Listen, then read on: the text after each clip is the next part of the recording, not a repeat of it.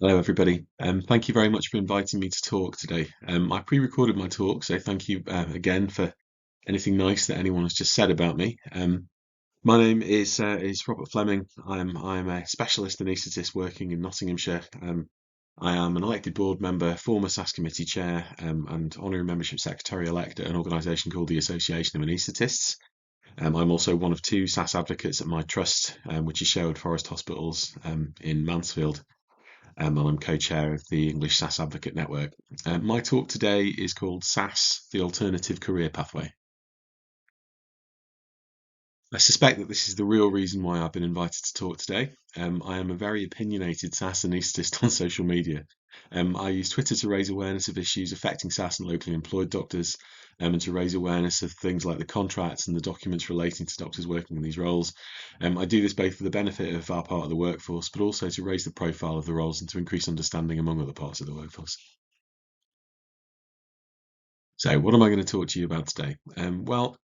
I'm going to talk to you a little bit about what is a SAS doctor and some of the history relating to the roles. I'm going to talk a bit about the current contract structure and the career pathways that those contracts provide. I'm going to talk about why I think it matters, because I think it matters a great deal. And I'm going to talk about some of the documents relating to SAS career development. And I'm going to introduce you to some inspirational SAS doctors, and hopefully break down some of the barriers that you might believe are placed in front of you in a career as a SAS doctor. Um, my take-home messages from my talk are always the same, and I put them on my first slide in case anyone wants to fall asleep after this point. My take-home messages are as follows. There is more than one way to be a doctor. Alternative career pathways need parity of esteem, and issues affecting SAS and locally employed doctors are both workforce and EDI issues. As anyone who's ever heard me talk will know already, this talk is likely to contain pictures, diagrams, graphs, and opinions. I certainly have an awful lot of opinions, but most of those opinions are backed by at least one national document. And where that's the case, I will highlight that document for you in the talk. As promised, here is the first picture. In creating these talks, I reach out to colleagues and friends on social media who provide me with lovely pictures of paths in the forests and woodland walks, because I quite enjoy the analogy. Um, the first take-home message, as I say, is that there is more than one way to be a doctor. There is more than one career path. Although we often talk and behave as if there is only one acceptable route for a career in medicine, that is not in fact true. Continuing on that theme, then, my first slide here is what is a SAS doctor? Well, since the founding of the NHS, there have been doctors who were not GPs, not consultants, and not in formal British training programs. These doctors have always existed. And for the majority of the history of the NHS, there have been national contracts for these roles, which are the SAS contracts. There have been a variety of SAS contracts over the course of history, but some that you may be aware of are between 1988 and 2008, early 2009, the two most commonly used SAS contracts were the more junior staff grade and the more senior associate specialist. And it's from these two titles that we get the term SAS or SAS. It stands for staff and associate specialist, or at least it did originally. Both of these contracts and all of the other historical contracts closed to new entry in 2008. And so from 2009 until 2021, the only available national SAS contract was the specialty doctor role, which is what I spent the majority of my SAS career as. Um, an awful lot of organisations and an awful lot of individuals felt very strongly, though, that the loss of a senior role was stifling the career development of the group and was preventing us from recognising the senior doctors among the cohort. An awful lot of lobbying was done, eventually with some success, and we now have a new senior SAS contract, which is the specialist, and is now available in all four nations in the UK. Where does that leave us then? Well, it leaves us with these two contracts. So the 2021 SAS contract reform has given us an updated specialty doctor contract and a specialist contract. And we will talk about these two contracts in turn.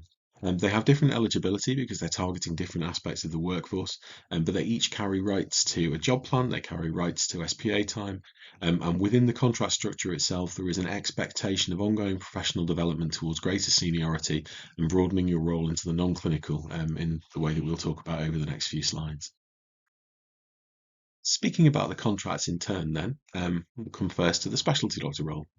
So the specialty doctor role is the more junior SAS contract with an updated contract as of 2021. This is the only nationally negotiated contract for doctors at this level of experience who are not in formal training.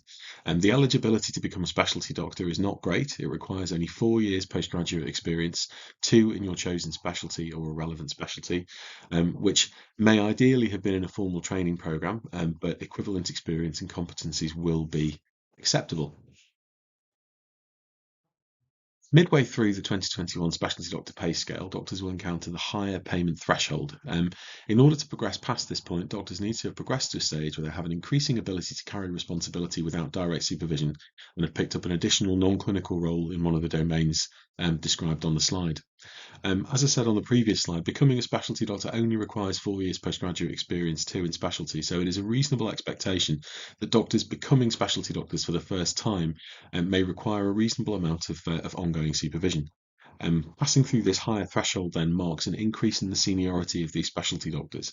They will have passed from more direct to potentially less direct supervision and picked up a non-clinical role in order to do so. There is also then an expectation that these doctors will continue to progress from direct to less direct supervision to true autonomy.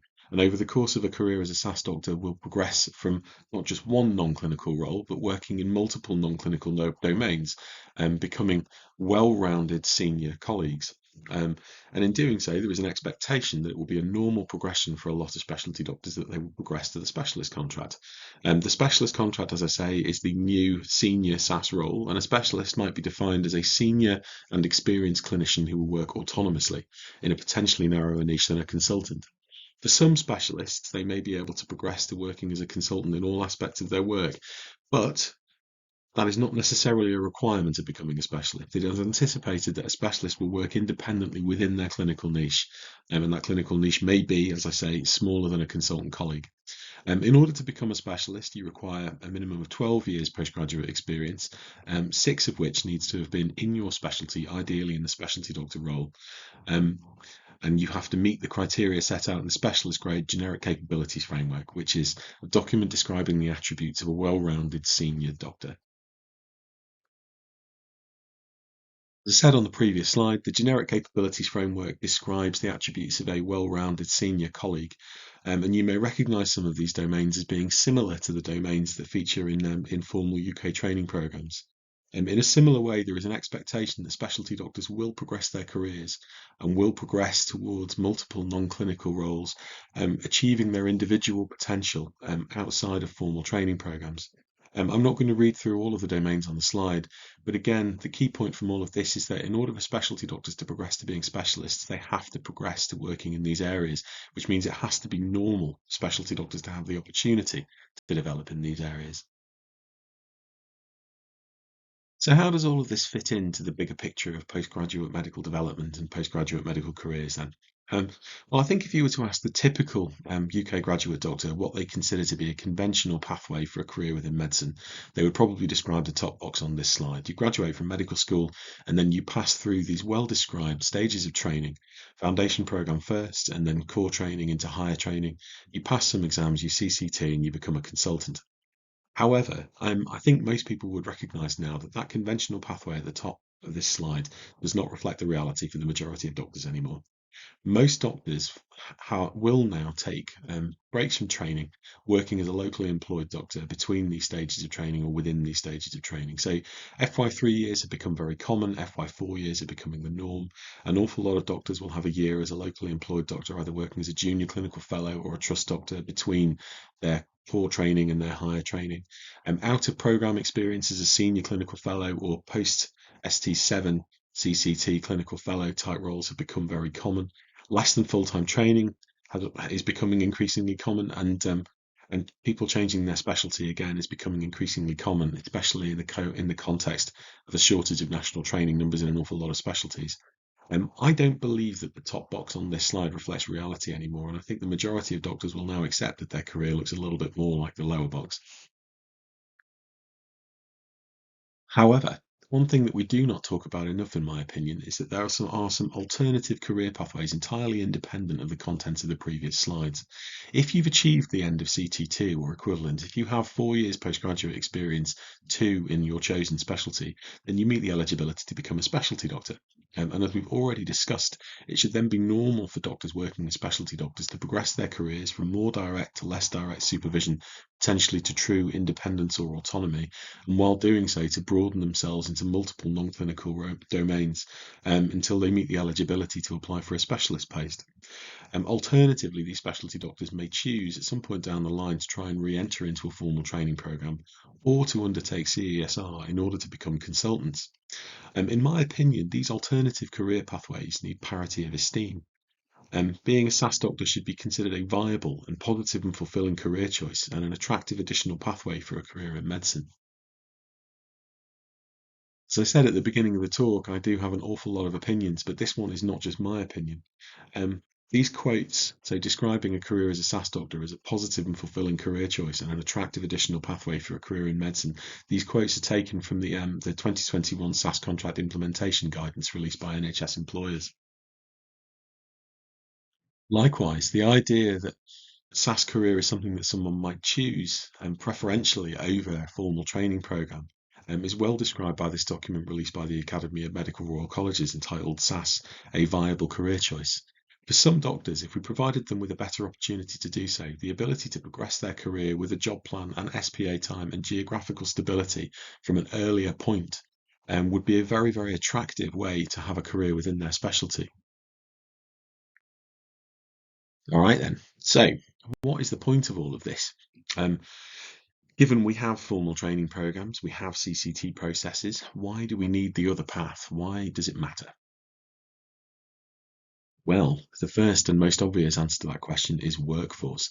On this slide are some of the recent publications from my own specialty, both within the national press and within the journals, talking about the state of the current anaesthetic workforce. In the post-COVID world, we have got an enormous amount of elective activity to catch up on. We have an overwhelming shortage of anaesthetists, and we do not have enough national training numbers, and our attrition rate from our training programs is higher than we would like it to be. And likewise, both our consultant and our SAS workforce are currently leaving or contemplating leaving. We need people, and we need every route for people to have careers as anaesthetists or careers within medicine to be viable. This graph is taken from the GMC Data Explorer and shows that at the moment we have 80,000 doctors who are not in formal training programs, who are not consultants, and who are not GPs. The careers of these doctors are far better described by my second slide of alternative career pathways than by formal training programs becoming consultants. This is, as I say, a workforce issue. The medical workforce within the NHS has always been very reliant on international medical graduates joining our workforce. They provide an extraordinarily large amount of work in every specialty, and this has never been more true than it is at the moment. So the single most rapidly rising part of the medical workforce, the single most rapidly growing bit of the medical register, are international medical graduates becoming SAS and locally employed doctors. And this formed the basis of the most recent GMC workforce report published in late last year. At the moment, more than 50% of international medical graduates are SAS or locally employed doctors. So what happens to this part of the workforce will determine how many of these doctors choose to stay and keep their expertise in the United Kingdom. And we know from other work that's being done by the GMC that a third of international medical graduates who've joined the NHS will leave again within 6 years. So the careers that we provide within this column of the workforce will determine whether or not these doctors choose to stay. So the GMC Data Explorer allows you to filter also by ethnicity and gender. It becomes very apparent very quickly that what happens to doctors in the SAS and locally employed workforce is one of the most important EDI issues affecting the medical workforce. If you are a doctor of BME ethnicity, there is a 40% chance that you are currently a SAS or locally employed doctor. If you are an international medical graduate, there is a greater than 50% chance that you are currently a SAS or locally employed doctor. If you are a female international medical graduate, you are 3 times more likely to be a SAS or locally employed doctor than you are to be on the specialist register. And that ratio is almost perfectly reversed for a British trained male. In recognition of this, the SAS and locally employed workforce have become one of the domains of the medical workforce race equality standard, MRES, data collection in forthcoming rounds. Hope of the MRES team is that by Using data analysis for what happens to this part of the workforce, we can make it more likely that SAS and local employed doctors see appropriate progression into non-clinical roles, and see appropriate contract and career progression. However, in order to make that kind of career progression and professional development normal, we need to talk about what sources of support should exist for SAS doctors working in the NHS.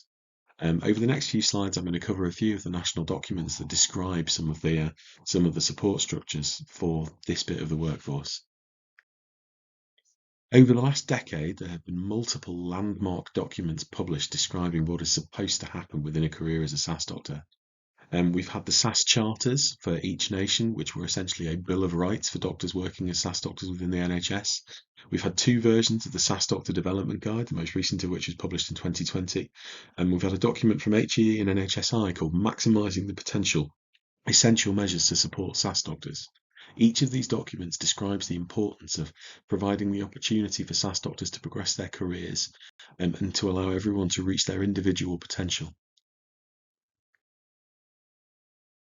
The Academy of Medical Royal College's SAS committee in particular keep themselves very busy and have produced an awful lot of very, very useful documents describing what's supposed to happen for someone having a career as a SAS doctor in the UK. These documents touch on aspects of SAS doctors progressing into educational roles. They talk about aspects of mentoring for SAS doctors.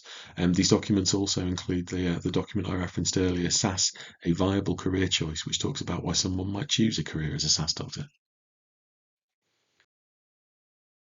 I'm very, very fond of this particular document, which is the updated SAS Doctor Development Guide released in 2020. I'm now going to do that thing that I've been told never to do, which is just to read directly off the slide, but I really do enjoy this quote. Ensuring that SAS doctors receive effective development will benefit patients, employers, and doctors. Good patient experience is strongly associated with a motivated and engaged workforce where every individual has the opportunity to work at their full potential. Investing in development is a step to achieving this and will mean that doctors are better equipped to meet the needs of the service and improve patient care.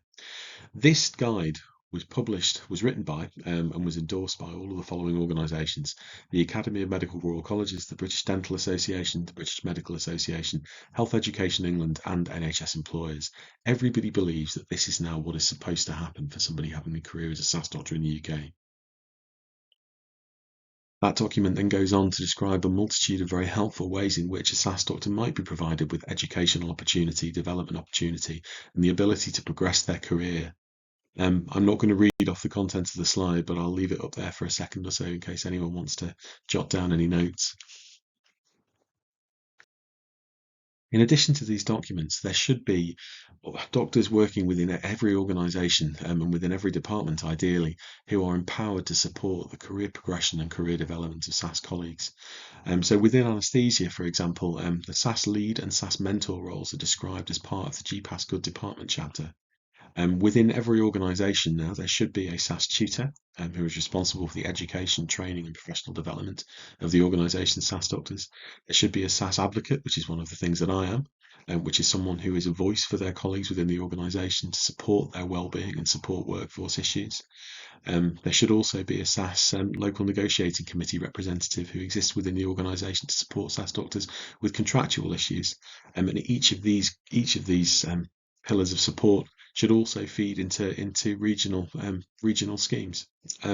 Nationally, there are the SAS Associate Postgraduate Deans who feed into an organisation called COPSAS, and there are SAS leads or council members at most of the colleges or national societies, which again is some of the roles that I undertake. So this leads me on to what I can only describe as is my absolute favourite bit of the talk. These are the success stories. So if all of the previous slides haven't yet convinced you of the viability of a SAS career, the next few slides I'm going to introduce you to some friends of mine, some inspirational SAS doctors who have each used a career as a SAS doctor to further their own careers, and to achieve their individual potential and achieve their career goals. If you've ever been given the impression, for example, that a SAS career is a purely service role, or is only for clinical service, my colleague Adrian would strongly disagree with you. So, as well as being an excellent clinician, Adrian is also an educational fellow responsible for aspects of departmental undergraduate education within his trust. He's a subspecialty lead for ophthalmic anaesthesia in a tertiary referral centre and project lead for the Trust Guidelines app. He's also a council member and honorary secretary at the British Ophthalmic Anaesthesia Society, from where he organises large national educational events for ophthalmic anaesthesia and is currently contributing to some national guidance on ophthalmic anaesthesia. If you've ever been given the impression that a career as a SAS doctor provided you with a ceiling of your clinical career, then Prem would strongly disagree with that too. So Prem joined the UK as an international medical graduate. He was initially a staff grade and then progressed to being a trust associate specialist. Prem works as a consultant in all aspects of his work, both clinical and non-clinical. As well as this, he was also the clinical director for anaesthetics, perioperative services, and ICU. And this slide is now out of date. Prem has now progressed to being the divisional lead for his division. If you've ever been given the impression that a career as a SAS doctor meant that you were not an educator or that you couldn't be an educator, I think my colleague Jamie would strongly disagree with that. After some very successful roles at Plymouth Medical School, Jamie is now the Dean of Medical Education at Cardiff University, as well as being the SAS lead at the Royal College of Physicians. In those positions, Jamie is implementing greater awareness of SAS roles in undergraduate curricula in the hope that the next generation of graduates will have a better understanding of the different career pathways that they might then choose to take for their own careers. If you've ever been given the impression that a career as a SAS doctor provided a limitation to how far you can progress within your own organisational hierarchies, my dear friend Anushka would disagree with that. So, as well as being one of the first specialists appointed in anaesthesia, Anushka is the former senior medical staff committee chair within her organisation and is an associate medical director for the deteriorating and critically ill patients within her trust. I'm very, very fond of this quote from Anushka that I've stolen from one of the talks that she gave for my organisation. Anushka would tell you to say yes to every opportunity, even if it's not offered to you, and then you can start saying no. SAS doctors are also extensively involved in national leadership roles. So Laura Hipple has been the SAS lead at the Royal College of Obs and Gynae for a little while now, and as of last year has become, to the best of my knowledge, has become the first SAS doctor ever appointed as a vice president of a Royal College. And to round things off, if I haven't managed to convince you yet that a career as a SAS doctor can allow you to progress from being a more junior doctor to a more senior doctor to a doctor in a leadership position, I'd like to introduce you to Lucy. Lucy was my counterpart at the Royal College of Anaesthetists when I was first appointed as chair of the SAS committee at the Association of Anaesthetists. Lucy started her career in a formal training programme and then chose to become a staff grade. From there, she progressed to being a specialty doctor and then to a trust associate specialist and then to the new senior contract, the specialist role. And while working as a SAS doctor, Lucy undertook an MSc in pain management and acquired her own specialist pain clinic. She was then elected as a council member at the Royal College of Anaesthetists, which is where I met her, and was also the Royal College of Anaesthetists Finance Committee Chair, so she was the treasurer of a Royal College. Having demitted from the Royal College of Anaesthetists now, she is now the clinical lead for anaesthetics and ITU in her department.